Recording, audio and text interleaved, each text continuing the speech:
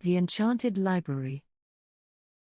Harper, the librarian, loved the library's hushed corridors, where ancient books whispered secrets from their dusty shelves in the golden light of the afternoon sun. One day, while reorganizing a forgotten corner, Harper discovered a book with a shimmering cover that seemed to pulse with a life of its own.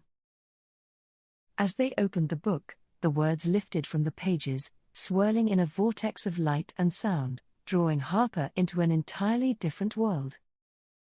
Harper found themselves in a grand ballroom, where chandeliers glittered like stars, and guests dressed in elaborate gowns danced with effortless grace. A man approached Harper, his presence commanding the room. His name was Eli, a nobleman with eyes that held the wisdom of ages.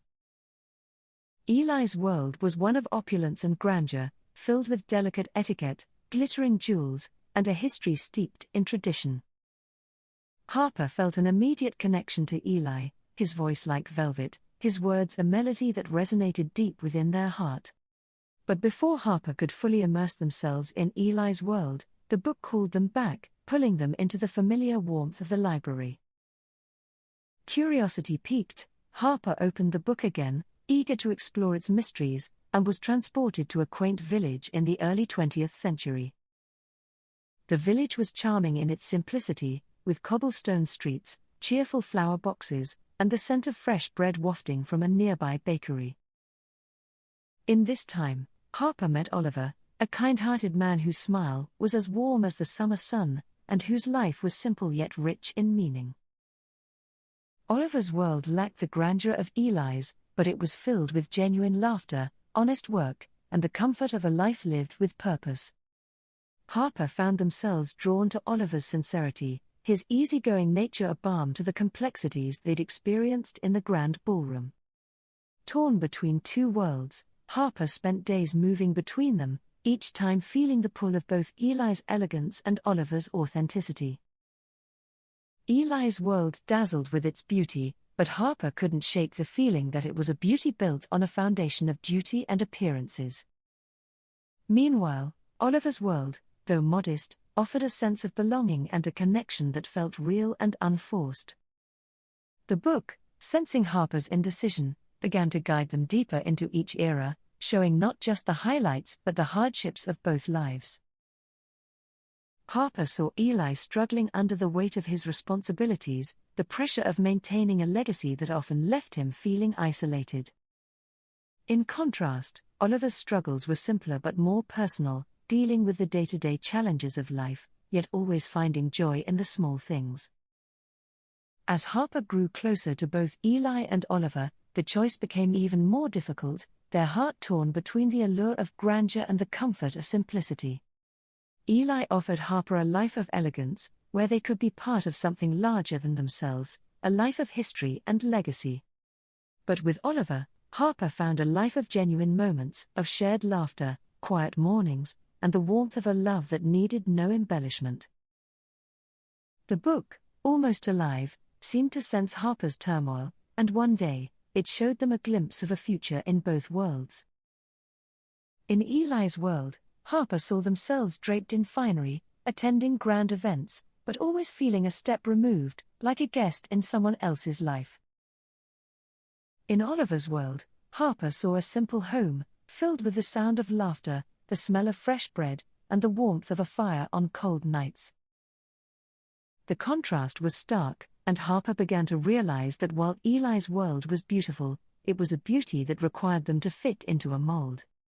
In Oliver's world, Harper could be themselves, free from the expectations of grandeur, living a life that was true to their own desires. The days passed, and Harper's heart ached with the weight of the decision, knowing that choosing one meant losing the other forever. Eli, sensing Harper's hesitation, invited them to a grand ball, hoping to sway their heart with the splendor of his world one last time. Harper attended, dressed in the finest clothes, surrounded by the most beautiful people, but their heart felt heavy, not joyous. As Harper danced with Eli, they couldn't help but think of Oliver, of his easy smile and the warmth of his embrace that felt like home. The night ended with a promise from Eli, a promise of a life filled with luxury and prestige, if only Harper would choose his world. But the next day, Harper returned to the library, where the book awaited, glowing softly, as if understanding the gravity of their choice.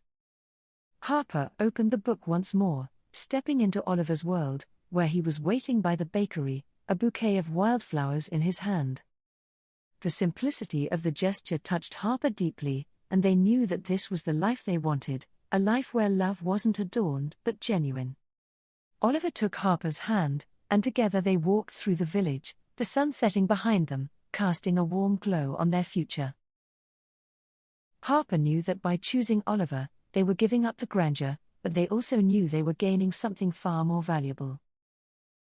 The book, sensing Harper's decision, began to lose its magic, the words no longer swirling, the cover dulling to a simple, well-worn leather. Harper placed the book back on the shelf, knowing that they would never need its magic again, for they had found their true world. Life with Oliver was everything Harper had hoped for, filled with love, laughter, and the joy of living each day to the fullest.